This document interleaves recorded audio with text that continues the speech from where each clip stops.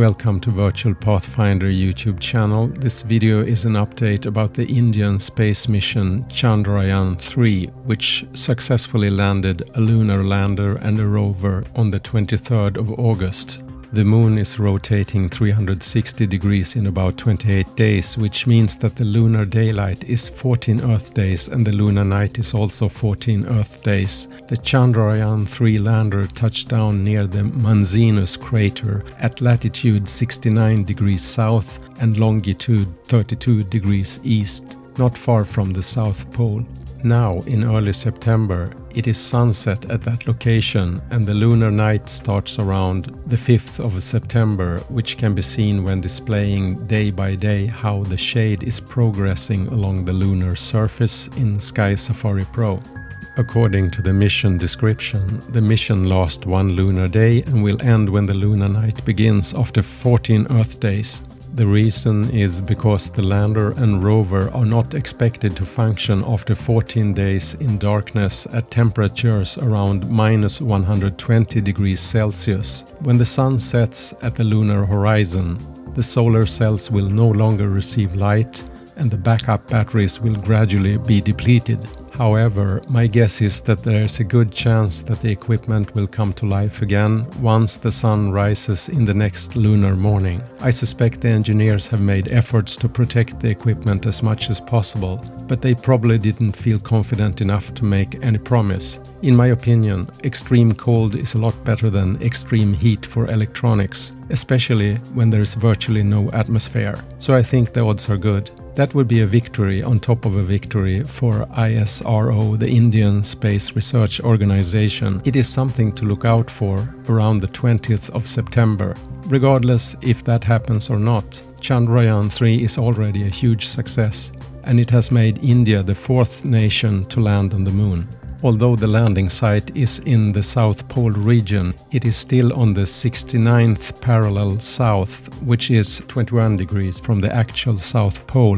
The conditions there are a bit different from other locations on the moon, and the big question about the existence of large amount of frozen water in the polar craters remains unanswered until a space mission has successfully landed closer to the South Pole. The soft landing of the lunar module is in of itself a huge success, which places India as the fourth nation to land on the moon. What makes it even more remarkable is that India turned out to be the first player to enter the South Pole region, which is the location all the major players are aiming at. It would have been different if the Russian Luna 25 mission had successfully landed as planned, not far from the Chandrayaan 3 landing site. Considering Russia's long history of space missions, it would have been less surprising if Luna 25 had been the first to land near the South Pole. The Chandrayaan 3 mission description states that the goal is to soft land the lander and to drive the rover near the landing site and to perform scientific experiments. So what has been achieved so far? The lander has measured the surface temperature and created a temperature profile down to 10 centimeter depth. It was found that the surface temperature is about 50 degrees Celsius and that the temperature rapidly falls down to minus 10 degrees Celsius 10 centimeters under the surface. As far as I can tell from the profile, the freezing point is about 70 millimeters under the surface. The Chandrayaan 3 rover has a laser-induced breakdown spectroscopy instrument on board, which has analyzed the composition of the surface. It has detected sulfur on the surface near the lander, which was not known before. Preliminary analysis have unveiled the presence of aluminium, sulfur, calcium, iron, chromium, and titanium. Further measurements have revealed the presence of manganese, silicon and oxygen as well. Thorough investigation regarding the presence of hydrogen is underway.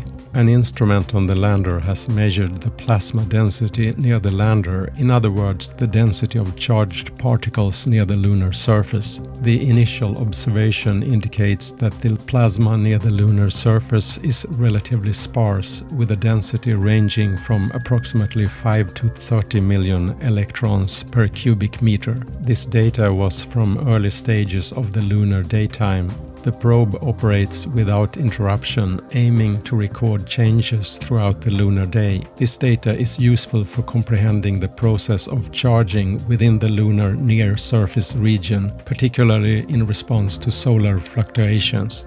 There is also an instrument on the Chandrayaan-3 lander for measuring lunar seismic activity. Its primary objective is to measure ground vibration generated by natural quakes, impacts, and artificial events. The vibrations recorded during the rover's navigation on August the 25th are depicted in the measurement data. Additionally, an event seemingly natural recorded on August the 26th can also be seen in the measurement data. The source for this event is currently under investigation. On Sunday, the 3rd of September, the rover was put into sleep mode after it had completed all of its assignments. Its batteries were charged and receiver left on in preparation for the Lunar Night. The rover's collected data has been transmitted to Earth via the lander. The lander and the rover are expected to operate only for one lunar daylight period, which is 14 Earth days. The onboard electronics are not designed to withstand the minus 120 Celsius nighttime temperatures on the Moon, which is minus 184 Fahrenheit. If the rover and the lander were to survive the lunar night, the mission is planned to be extended for further science operations. We will find out if that is the case sometime around the 20th of September 2023 at sunrise, when the new lunar day begins. Apart from the operational success, ISRO has managed to accomplish all of this on a shoestring budget, spending only about 6.15 billion rupees, or about $75 million. That in of itself is fantastic, especially when comparing to the cost of other lunar missions. For instance, Russia's robotic mission Luna 25, which tragically crashed on the Moon shortly before Chandrayaan-3's landing, reportedly had a budget somewhere around $200 million. NASA, the United States Space Agency, is projected to allocate as much as $93 billion for its Artemis moon exploration program by 2025. Of course, the Artemis program is not comparable since it's more extensive and it includes crewed missions, but it is impressive to see how much can be accomplished with a $75 million budget. India's space program is an interesting case, not only for its recent accomplishments, but also for the future strategic alliances in space exploration. As a partner for small players as well as big players, India's ability to produce results at a low cost will draw attention. For the US and its allied countries, geopolitics has made it impossible to cooperate with the two other players on the Moon. For Western countries, the war in Ukraine has made cooperation impossible with Russia. At the same time, economical and geopolitical rivalry has prevented cooperation in space with China. India is a different story. As a democracy standing in between, there is a potential for future cooperations with other nations, regardless of their budget size.